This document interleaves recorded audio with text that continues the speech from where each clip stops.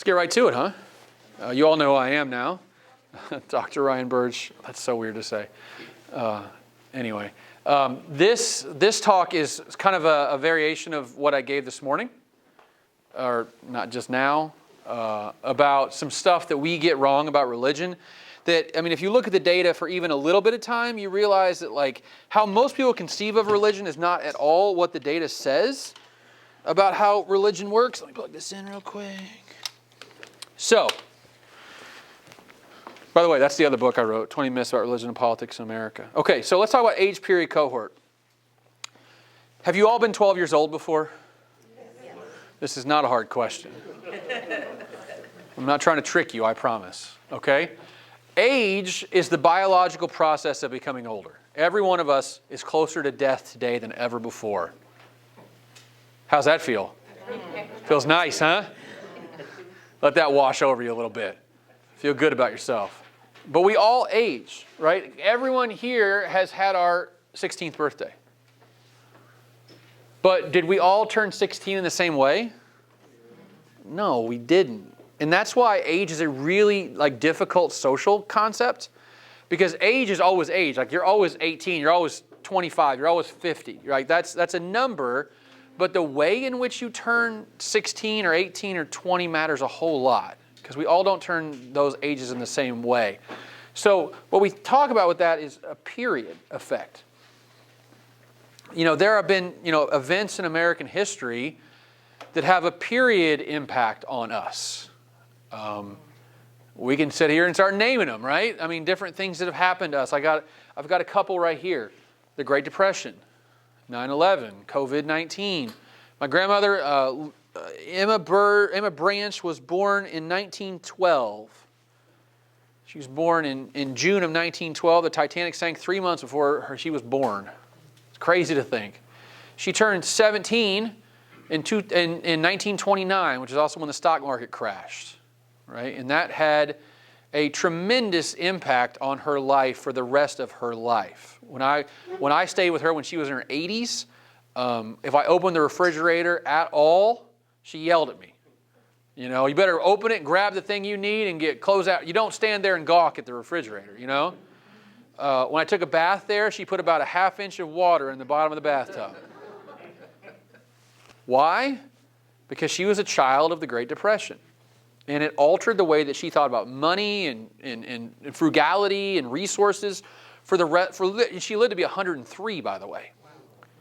And she lived 90 more, 85 more years with that trauma in her life. I was born in 1982, which means I turned 18 in 2000, which means I was in college when 9/11 happened. It was my second year of college. I don't know many people who I graduated with who went to fight in the wars in Iraq and Afghanistan, but 2 years under me, I knew a ton of young men who joined the military in that patriotic wave that washed over us in that period, and a lot of them came back different, scarred for life, mentally, physically, psychologically, for the rest of their lives because of the time they spent. And I think a lot to myself, wow, imagine if I was born in 1984 instead of 1982. Where would I be right now? Probably not doing this. I probably would have ended up joining the military and fighting. And, by the grace of God, I didn't do that, honestly. I don't think that would have turned out well for me or anyone else. So, or COVID-19. My kids were born in 2011 and 2014. So they were little. They were 7 and 5 when COVID hit. I think there's going to be a lot of interesting research in probably 20 or 30 years about what the worst age for COVID was. What was it worse for 4-year-olds and 8-year-olds or 12-year-olds versus 16-year-olds? We don't know the answers to those questions. We're going to find out. And I remember when my kids went back to school, a lot of it was trying to get them back on track emotionally, mentally, educationally, trying to get them back on track. And I think some kids, probably teenagers, are probably going to be scarred by the lockdowns and the isolation forever. They're going to carry that with them for decades. So we all turn 16, but we all don't turn 16 in the same way. We turn 16 differently based on, larger events happening in society around us. So the way that we kind of get around that problem is by doing birth cohorts. I showed you a little bit of that in there, which is we put people in 5-year buckets of when you were born. Okay, so 1950 to 1954, 1955 to 1959. Those are all different birth cohorts. Now, is there variation between being born in 1960 versus 1963? Yeah, there's some. But from a data perspective, we can't do individual birth year. There's just not enough people in surveys to do that. So we kind of bin you together in these buckets, right? So birth cohorts. So we can do that with religion too. We can look at how different birth cohorts went through their religious lives, right? What they experienced differently as they aged. Here's what we think should happen. Here's the theory about how we should age. And that's when we're little, under 18, we just talked about this. Most people say a lot of people say they were very religious when they were young. Because our parents made us go. My parents made me go. What jerks. Why'd they make me do that? I was there like 5 times a week when I was in youth group. I was there all the time. And we go because our parents make us go. We go because it's something to do. There's always trips and fun activities and things like that. It was a lot of fun. I had a good time. Went all kinds of places. But then whenever you kind of move into your early adulthood, it's like, woo, boy, time to party. Not for me, obviously. I did none of that. I was straight and narrow my entire life. But the Amish have Rumspringa. Same thing. Go sow your wild oats a little bit, right? Go out there and blow it out and do dumb stuff and maybe do some things that aren't very legal and have a good time and then come back. And, that's what we think with religion. You're very religious when you're young and then you kind of do this thing, right? Where you kind of go out and blow it out a little bit, have a good time, enjoy yourself. And then you move into the married with children phase. You get married and you have children, and what do you want to do? You want your children to be raised the way you were raised. That's like the human condition. We want our kids to have the same experiences that we did. So what do? We go back to church. Because you don't want to be the parents that just drop your kids off at youth group. You want to be a volunteer and all that kind of stuff. By the way, this phase is getting longer and longer and longer. Right? It used to be 18 to 22 or 24. Now it's like 18 to 30. Right? That area there. And then we get married and have children. And then we go back to church. And then what happens after our kids leave? Well, we got to figure out whether religion's for us, we like going, or whether we realize we're only going to church because our kids went there and it was the right thing to do. I think one of the places we miss a lot in church growth and church discussions is this moment right here, the empty nest moment. Because a lot of parents, like in their early 50s, are going, you know what I'd rather do? Go somewhere on the weekend. Take a weekend trip and not be around as much. Because we have freedom now. We had structure, now we have freedom. Let's enjoy the freedom. But we should see this then. If this is called the life cycle effect. We should see this in the data then. As these cohorts age through, we should see a peak and a trough and a peak. Guess what? We don't really see it. So this is every birth cohort from 1925 to 1929 to 1980 to 1984. And then I divided it by age bucket. So 18 to 25, 26 to 35, then on and on and on. We should see a low spot in the beginning, because that's when they're sowing their wild oats, and then jumping up as they move into their 30s and 40s as they come back to church. We didn't really see that in this cohort. They just kept going more and more as they got older, and that one kind of did the same, and that one kind of did the same. Oh, you see it here, though, right? Low and then higher, and then kind of staying higher. Then look at this. That's that empty nest phase right there. A lot of them got older and goes, ooh, I don't know if I want to go. Look how big it is here. Woo, we're coming back. This is boomers right here, 1945, 1949. And you see it here too, look. Up, good, all good. Okay, up, okay. We see a peak here amongst the 1960 to 1964 cohort, and we see it here, but look at this. Maybe here, maybe, but this is like this group in their late 30s, which could mean kids for them because people are having kids later. But look at this cohort.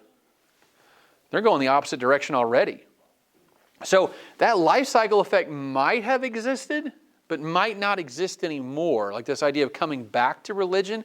That's what I always heard when I was growing up is, oh, don't worry, the kids are going to go to college and they're going to come back and have kids. They're going to come back to the church. I don't know if we can bank on that anymore. I don't think that's a sure thing at all. This is just showing you that in a little bit different way. The blue line are weekly attenders. Okay? The red line is people who say they never attend religious services. See how big the gaps are at the top here? The weekly attenders are 50%. The never attenders are around 20, 25%. And look, they're going more as they age, too. The older people are, which is interesting. Here you see it again, but you see what's happening to the lines? They're getting closer together every time, right? Closer, closer, closer, closer. Oh, look at that. 1960 to 1964 cohort. Those are people in their 60s now, are just as likely to never attend as attend every week. First time that's the first wave of that whole idea. And look here, happening here, and look how much it happened here. It's been going on for over 10 years amongst this early 1970s cohort. Here, they kind of bounced around each other, and now never is definitely beating weekly. Here, it's almost always been that way. The nevers and the weeklies. Here, not even close. Here, not even close. And there, not even close. You're seeing the emptying of the pews right here in this graph. It's clear as day. And now, amongst younger people, 40%, these are people born between 1995 and 2000, so these are people in their 20s now. 40% of them say they never go to church, and 20% say they go every week. So twice as many never attenders as weekly attenders amongst the youngest cohort. And it's affecting even people in their 50s now. Those numbers, those lines are crossing even people who are older than people in their 20s and 30s today. So if we were going to see this return to religion, this is the group I would see it in. These are people born between 1983 and 1988. And this survey happened in 2008. So in that first wave, they were between 20 and 25 years old. That's some peak sowing your wild oats time, right? Early 20s. And now this group is in their mid to late 30s, which should not be sowing your wild oats time. It should be married, having kids time. So if we were going to see a group come back, this would be the ideal group to come back, this cohort, 83 to 88. And what do we see? The share who never attend church went from 25% to 40%. They're not coming back. What's also notable, though, and I'll point this out, 26% were attending every week in 2012, and now it's 22%. So that's not actually dropped that much. This part of the graph is pretty stable. It's that part of the graph that's really doing the hurting. Yeah. So is it like your what we would your C&Es are dropping off even more? Yes. Okay. Yeah. It's Christmas and Easter. Yeah. But I think actually never means a lot. When you say never, what you're saying is nope. I wouldn't even think about stepping in a church. When you say seldom, I think that means I'm not completely opposed to the idea. Never means I am no. That is not going to happen because it's so definitive. Seldom is a good weasel way out of it. You're seeing more and more people go, no, not going to happen. Nevers are not coming back. Seldoms could come back, I think. Nevers, you don't say never unless you mean never. Like if I was okay with church, but I haven't been in 5 years, but I went with my grandma Judy because she wanted to go one time, I'd say seldom. I wouldn't say never. That's the difference. I think we got to think when people answer these questions, what are they thinking in their heads? And never means a lot to me. It means to me, it should just be like a gap, like right here. Like never's way over here compared to seldom or yearly. So this is people who are nuns, so those who have no religious affiliation. We talked about how people leave the pews as they age? Well, a lot of those lines are, look at this. That's 1940 to 1944. Look at this. These are boomer. This is like peak boomer here, early 1950s. There are more nuns. When that group was in their late 20s and early 30s, 10% of them said they were nuns, and now it's about 15% of them say they were nuns. So they're leaving church too. Even boomers are leaving church. It's not a young person phenomenon. We see it here, late 50s. Look, this is 1960. Look at this 1970 line. There's not a whole lot of wow, they're coming back. I mean, if they're coming back, I don't see it in the data. It's just up and out. And by the way, we can't blame this on period effects because it's every cohort. There's no period effect happening here. And you also can't see a 9/11 effect either. People are like, oh, 9/11 happened and people are coming back to church. Really? Show me. Where is that in the data? If it did happen, it wasn't sustainable. It didn't last for a long period of time. It just happened and then went away. There's nothing, I don't think there's any period, as a social scientist, there's no period effect that makes this reverse. This is just a movement that's washing over every cohort, every age, every group. And it's not just young people, it's not just old people, it's not just women, it's not just men, it's everyone is being affected by religious disaffiliation. So this is that same cohort, 83 to 88, the share who are nuns. It was 32% in 2008, and now it's 48% are nuns. But notice where most of them are, though. Nothing in particular. And we talked about that. That's a group that is open to the idea of religion, at least somewhat open to the idea of religion. I think they're becoming less open to the idea of religion every day, though, unfortunately. But they're still more open than your atheist agnostics are. So, but it's 48% of that cohort are nuns now, almost half. When it was 30, they had kids, they got married, and they left religion. So we're not seeing that life cycle effect anymore. So do people return to religion as they age? Well, here's a whole bunch of birth cohorts. In 2008, it's the left bar, and then 2021's the right bar. I mean, look at people born. Okay, people born in between 1935 and 1939. Okay, they didn't leave religion. Cool with that. But how about 1940 to 1944? 12% to 18%. People born in the 1950s jumped from 17% to 27%. 20 to 30%. 50% jump in 13 years. And then amongst young people, you can see the baseline's going up every time though, right? 13, 16, 17, 20, 32, 32, 32, 35. The baseline's going up, but the rise is going up with the baseline. So now these jumps here are 5, 6, 7 points. Here they're 12 points, 15 points, 12 points. So it's only accelerating amongst younger people. It's hitting everybody, but it's accelerating rapidly amongst younger people. So now we're seeing, the number of people disaffiliating has rose 12, 14, 15%. People always look at churches and go, oh, people come back to religion late in life because all it is gray-haired people I see there. George Carlin they've got life insurance. Start thinking about their mortality a little bit and go, you know what, I should get right with the Lord because I'm going to die soon. Anybody have young kids right now? You have a car seat? She's not that young. I have an 8-year-old and an 11-year-old. We had car seats for a while. And what did your grandparents say when you had the big fancy car seat? Oh, you don't need that. You don't need that. We didn't have that when you were a kid and you turned out just fine. We put you in that metal cage and just locked you in. It was fine. And you know what the response to that is, though? The kids who aren't fine can't tell you because they're dead. Right? Yeah. You can't see what's not there. And that's the problem, is if you only see gray-haired people, you think those people came to church. What you didn't see is all the non-gray-haired people who would be gray-haired people if they were in the pews today that aren't there anymore because they left. See how that works? You don't see what's not there. It's a fallacy that we all do unconsciously, is you don't see what's not there. You assume that what's there happened.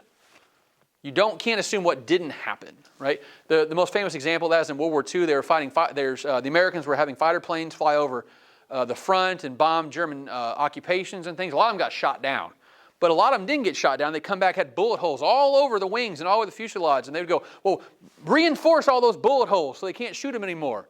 You know what the problem with that is? The bullet holes that were fatal ended up in the ditch, not in the hangar. You should actually reinforce the places where they weren't shot, not the places they were. Same thing here, right? You can only see the bullet holes you can see. You can't see the ones that don't exist anymore, because most churches don't do an exit interview when you stop attending.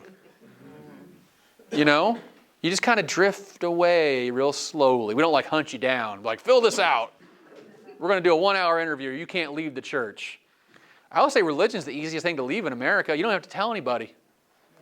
Changing your gender is hard. Changing your race, kind of hard. Changing your age, impossible. Changing your religion, I'm not Catholic anymore. What? No one, the Pope doesn't call you and say, yes, you are. You just walk away. And that's the thing, is we miss that because it's so easy just to kind of float away and drift away. And no one checks on you. No one calls on you. And it's happening amongst, even your older people are leaving. Right? Even your older people are leaving, not just your younger people. So I showed you this earlier, Protestants, Catholics, all that stuff. By the way, generations are bad from a methodological perspective because like the silent generation is 1925 to 1945. Really? Like people born in 1944 were fundamentally different people than people born in 1927. You know that, but the problem is everyone loves generations. Like they like the concept. They're like, I'm an old millennial. Like who cares?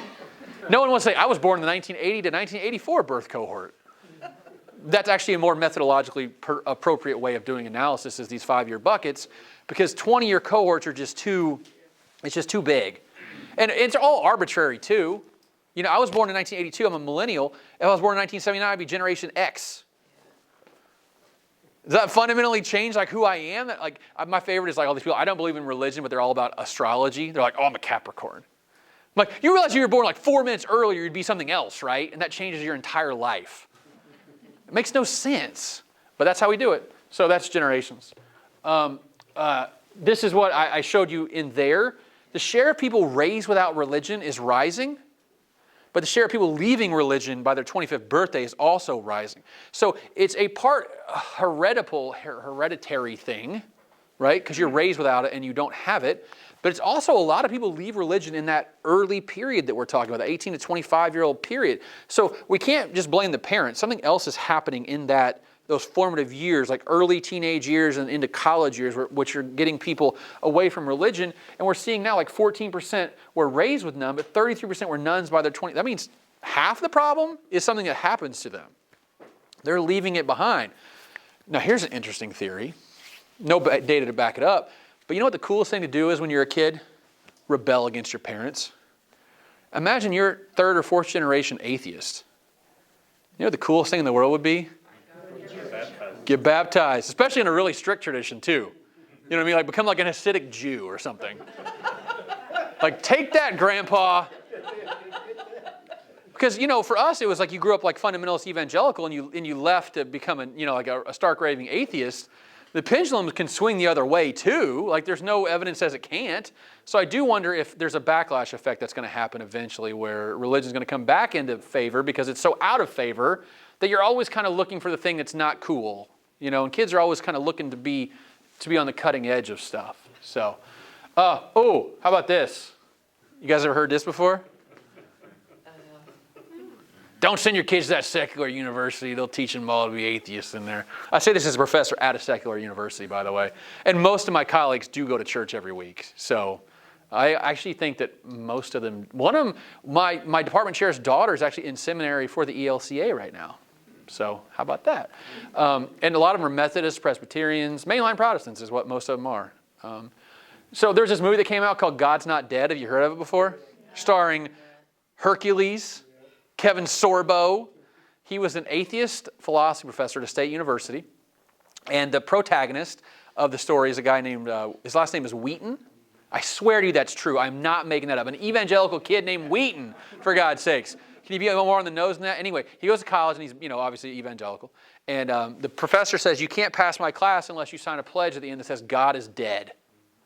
And so the whole struggle is him trying to figure out what to do. And his girlfriend's like, just sign the paper, who cares? He's like, no, it's what God wants me to do and all this kind of stuff. And at the end, there's a big confrontation between him and the professor. And he convinces all the class to not sign the pledge. And they all walk out in solidarity or whatever. And Kevin Sorbo looks like a big dummy up there I couldn't convince people that God's dead. And it was made for $1 million. It made $65 million at the box office. It's the most profitable Christian film of the last 10 years. And they've made 3 more since then, by the way, with more on the way, because why not? I mean, knock it out of the park. But it preyed on this whole trope, right? That education is antithetical to faith. If you send your kid off to college, your nice little Lutheran child is going to become a Nietzsche-quoting atheist when he comes out. Yeah, that's not true. I mean, there's just no fundamental way to see it that way. This is 13 birth cohorts, 2008 to 2021. Of the same survey. This is high school or less on the far left, postgraduate work on the far right. This is the share who are nuns, have no religious affiliation by level of education. Do you see a trend? In every single situation, every single way of this survey, the group that is least likely to be a nun are those with a college degree or more. And those with a high school diploma or less are most likely to have no religious affiliation.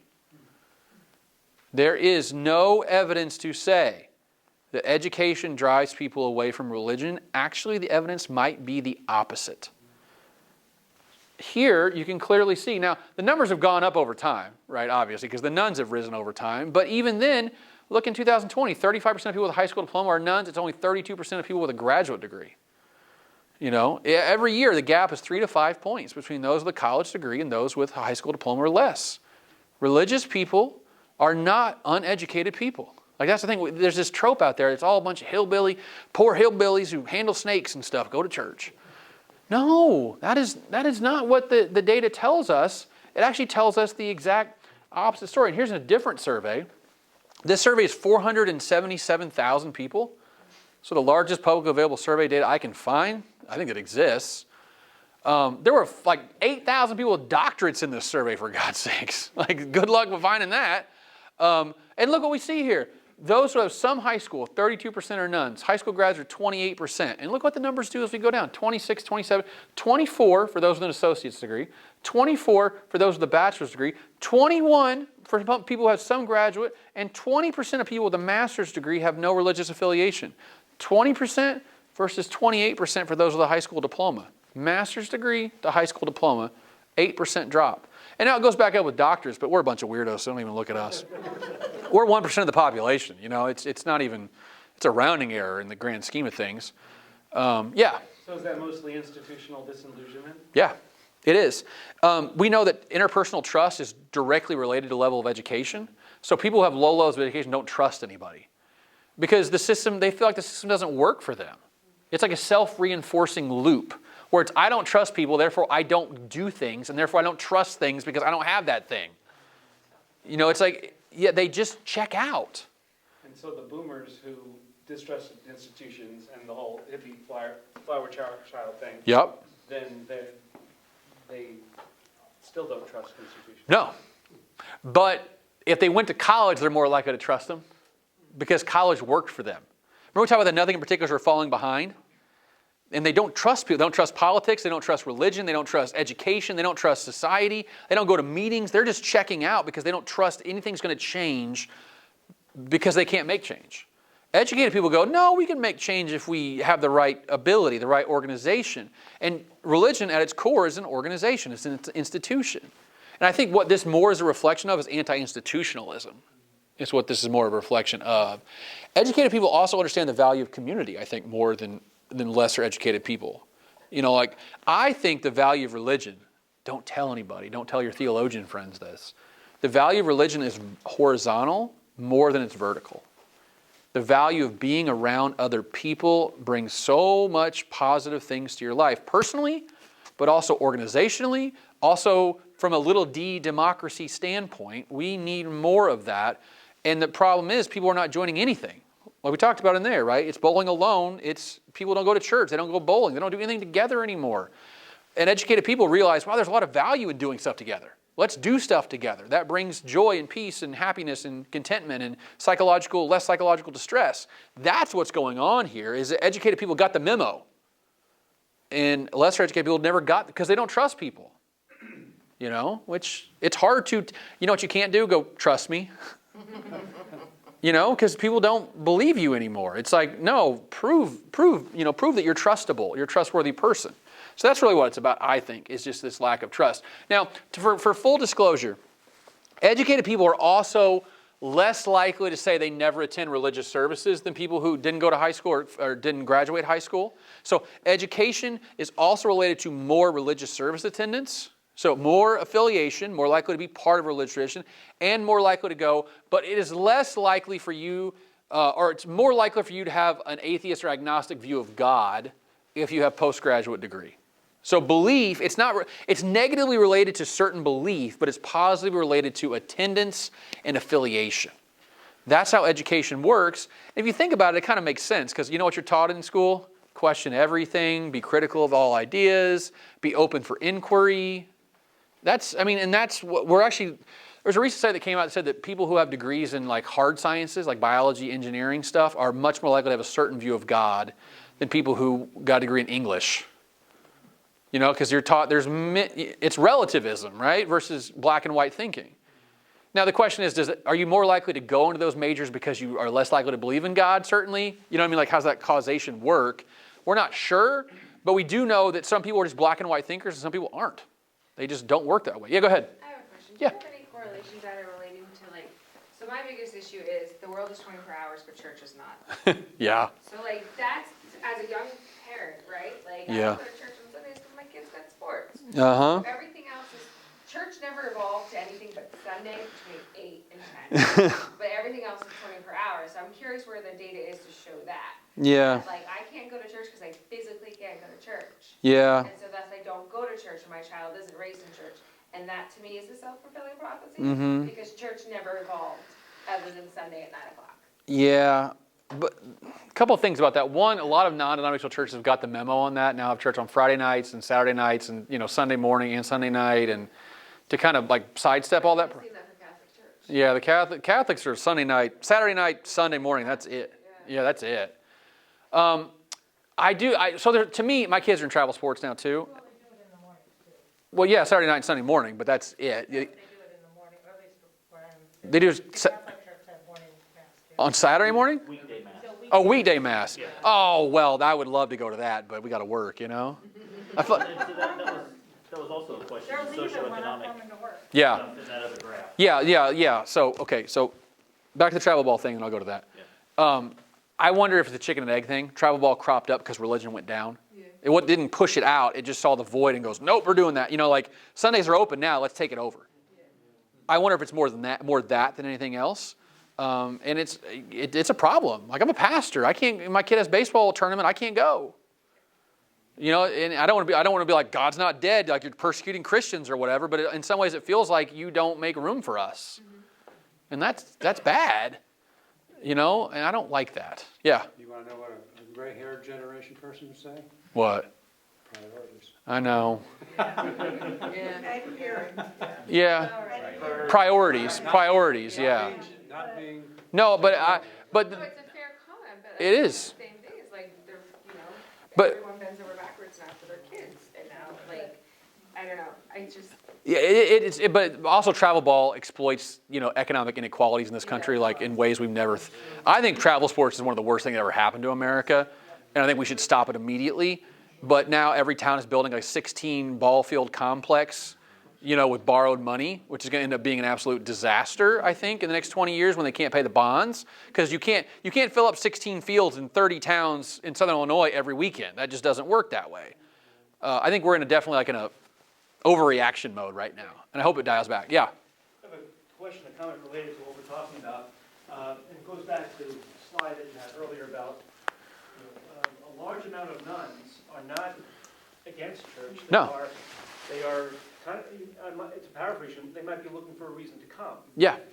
And one of my working theories is that churches have spent so much time on Sunday morning focused on worship services as their prime of evangelical school.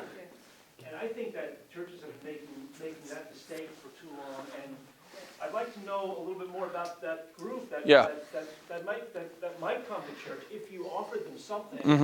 And it's not necessarily time bound as we're talking about, you know, the Sunday morning, whether it's sports or church. Yeah. What is it about unlocking their attitudes that would make them come back and be part of a Christian congregation? Well, thank you for the segue. I appreciate that. I love when that happens. It makes me feel so good. Because if you break it out by income, the people that are leaving the church the most are people in the bottom quartile of incomes. So this is from 1972 to 2018, I guess. You can see the group that attends, the most likely to say they never attend. Look who it always is. It's the bottom 25%. And guess who's the most likely to attend? The top 25%. You know, we've got to think about what the church has become. And this is where the rubber meets the road for me. This is education and income together. Share attending weekly. So this is household income across the bottom, okay? Notice a couple things first. Who is the least likely to go? High school or less are the least likely to attend. Some colleges next. And then those who are most likely to attend are those with a 4-year degree or more, which we just talked about. But look at the relationship when it comes to income. It's curvilinear. Which means it doesn't just go up or down. It curves. It's high in the middle and low on the sides, which means here's your takeaway from what Ryan talked about. The group that's most likely to attend church this Sunday in America are people with 4-year college degrees making between $50,000 and $80,000 a year. That is the church now. It's middle-class educated folk. That's who's coming to church. Who's not coming to church? Low education and low income, and actually really high incomes too. So $250,000 and above, $50,000 below. No, it's people who make I grew up in a rural area, so if you make $75,000 in my town, you're doing A-okay. Like houses you can buy for $100 a quarter all day long. So you make $75,000 a year. If both parents work, you make $100,000 a year. You're sitting pretty in rural America right now. Guess what? You're also in church. Okay? So going back to the nothing particular thing, guess who those people aren't? High income, high education. They're low income, low education. They're not the ones coming. The church has become the place for polite people who did everything right, and no one else feels welcome there. So if you got divorced, if you had a kid out of wedlock, if you didn't finish college, if you don't have a good income, you can't afford a nice car, then you're feeling left out because the median church-going person is a person who has a newer car and has 2, biological kids. And it's a heterosexual relationship. All those things. If you don't check all those boxes, more and more people feel like the way into church is very narrow. It's easy to fall off the narrow path, as Jesus would say in a different context, right? The path is not wide anymore. So if you don't it's like you got to keep jumping over every hurdle. Okay, I got married, jump. Right? I had 2 kids, jump. Got a college degree, jump. Oh, if you can't clear that next hurdle, boom, you fall off the side. You're not going to church anymore. So the church has become a place for upper middle class, educated people. And so what does that mean for people who are on the outside? Here's what I think. I think every church in America should make it a lot easier to come to church. And what I mean by that is just put aside some money in your budget to do social stuff. Non-religious social stuff. Just social stuff. What do I mean by that? Barbecues, picnics, fairs. Yeah, trunk or treat. You name it.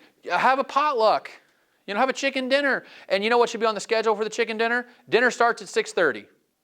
End of schedule. You get my point? We're not doing a praise and worship time at 7 o'clock. We're not doing an evangelistic sermon at 7:15. We're going to let people talk as long as the Spirit moves them to talk. Man, I get so cranky when I'm talking to someone, having a good conversation, and we had to start a program. I want to keep talking. We're having a good dialogue, and we got to stop it to do what? I hate meetings. Oh my gosh, I hate meetings.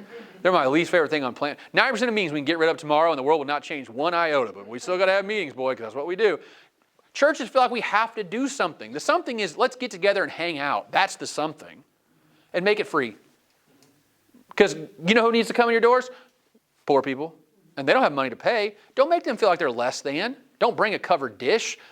Cater the whole thing, or have people in the church, have 5 people in a committee who make the food, and don't even let anybody else bring anything, right? So they don't feel left out, and let them sit there and have something for the kids to do. They want to go play with the other kids and run around the church and do what kids do. Let them just have a good time and let people meet each other, because my whole thing is people come to church for the wrong reasons and they stay for the right reasons.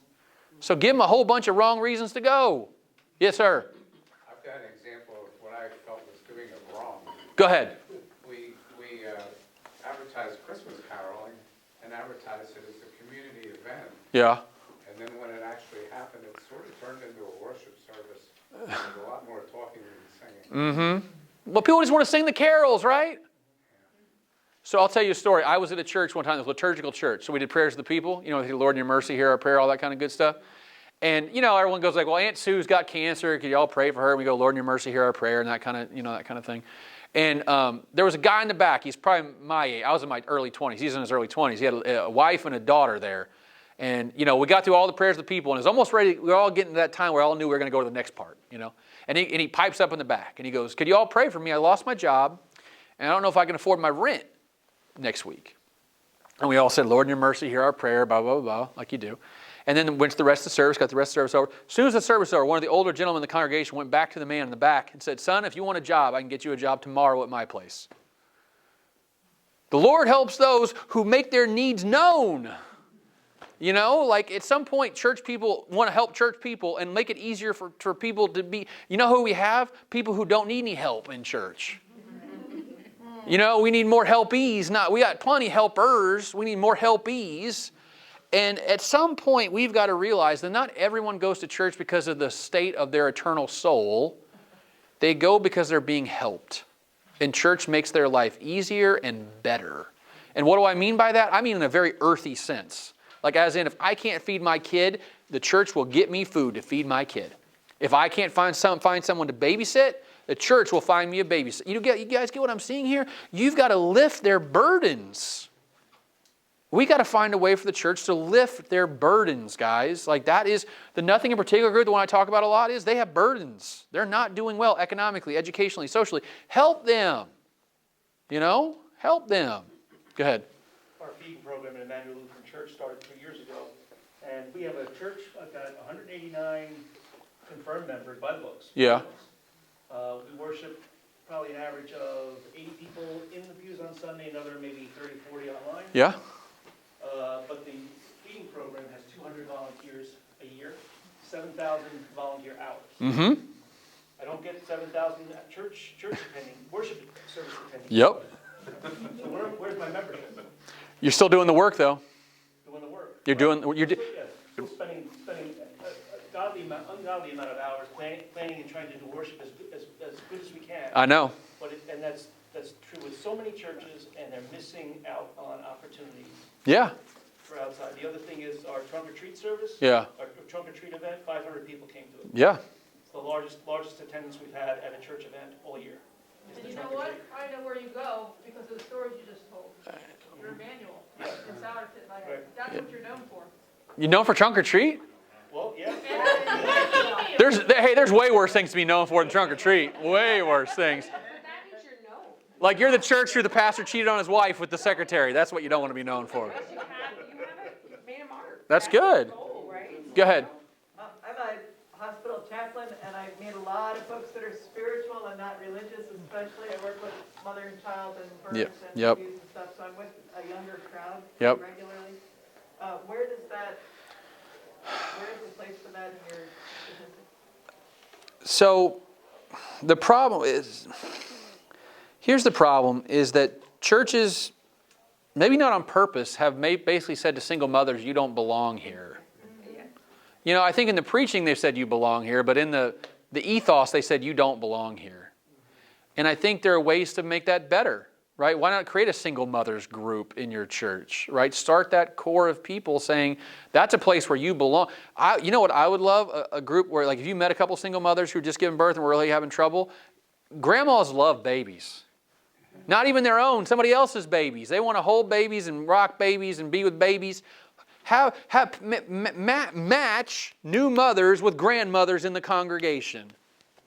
What a great way to bridge the divide. And now you got to have the right grandmothers, don't get me wrong, because some of them are going to tell you, don't do that and don't say that. No, not those kind of grandmothers. The grandmothers who say, how can I help you? That's what the church needs to be more of. How can I help you? Not here's how I'm going to help you. How can I help you? Right? You tell me what you need me to do. One thing, whenever we have kids now. One thing we have a set of grandparents who would just come and say, how can I make your life easier today? That's the kind of people that we need to be in the world. You ever have anybody you work with who goes, I got that handled, and you know they have it handled, don't worry about it? Oh my gosh, those are people who are angels on earth. That's who we need to be in our community. I've got it handled. Don't worry about it. I will take care of this. And you trust them to do it, and they do it. That's what the church needs to be, because unfortunately, these are the kind of people you need more of, right here. So let me do this quick. Oh, and look, during COVID, guess whose life got worse economically? The question was, has your household income changed over the past year? 31% of people who never attend church said it got worse. Their economic situation got worse. And look, amongst people who attended church every week, it was only 21% say it got worse. So guess what COVID did? It continued to rift the haves and the have-nots. And I think a lot of this is because the never attenders are people who didn't have that social safety net that could help them out. They get them through rough times. That's what the church really is. It's a social safety net. We just don't see it that way. Anyway, that's the book. If you want to buy it, 20 Messer from Fortress Press. I feel like I've said that 50 times. From Fortress Press, ELCA. Happy to answer any questions about the book, about this talk, about that talk, about whatever you want to go. Yeah. I didn't quite hear the response response, where does the spiritual but not religious fit into this? Oh, so spiritual, not religious. I don't use that category because I think everyone says they're spiritual now. But I think everyone is spiritual. I think that, so one thing I didn't talk about in there is we call atheist agnostics secular people. Okay? Because they've gotten rid of the religious worldview and adopted a secular worldview, a humanist worldview. Okay?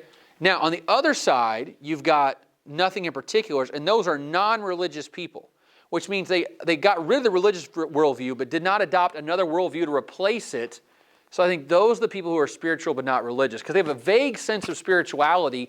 They just don't know how to operationalize that, how to connect that, how to make meaning out of that. And religious people go, we've been doing this for thousands of years. We know how to make you feel spiritual. We know how to feed that spiritual hunger.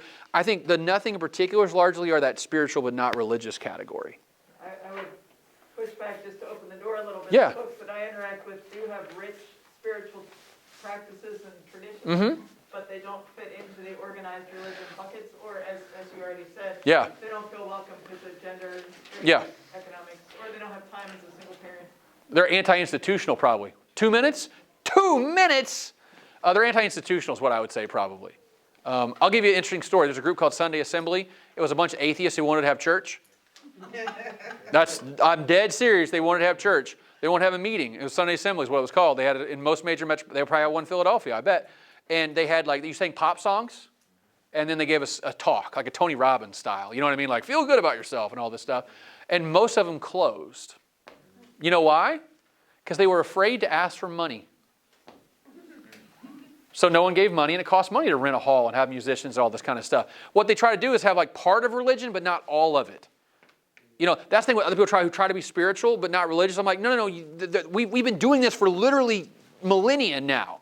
We know how to, we've created structures, and people can walk away from it. And I think some people do walk away from it and are totally fine, and some people walk away from it and want to recreate that. I have people come to me and want to get married, and they go, make it spiritual. What does that even make it spiritual? What do you want me to do? Do an incantation or something? I'll read the Bible, because that's what we do around here. You get what I think people have a yearning for the things that religion. There's actually a really interesting book written by a psychologist. They're saying that psychology is realizing that, wow, a lot of things we're doing now is just religion by a different means. Meditation is really just religion. Ritual practice of kneeling. That's just, that's what we realize, that kneeling changes things, that standing changes things, that doing the same thing every day at the same time with the same words changes things. And I think that's one thing we need to realize more and more is there's a lot of value to the rituals and structure of religion. Last thing, I'm the research director for a group called Faith Counts, which is a nonpartisan, nonprofit, interdenominational organization based out of D.C. And my job, we have, our backers are Jews and Catholics and Mormons and Buddhists and all kinds of different religious groups. My job is to tell people that religion is good. That's my job. Religion, not one kind, religion is good. And I think it is. There's a ton of social value in religion. I can go down a list. I can tell you 10 studies right now that show the value. I'll give you one. They looked at 1,000 obituaries.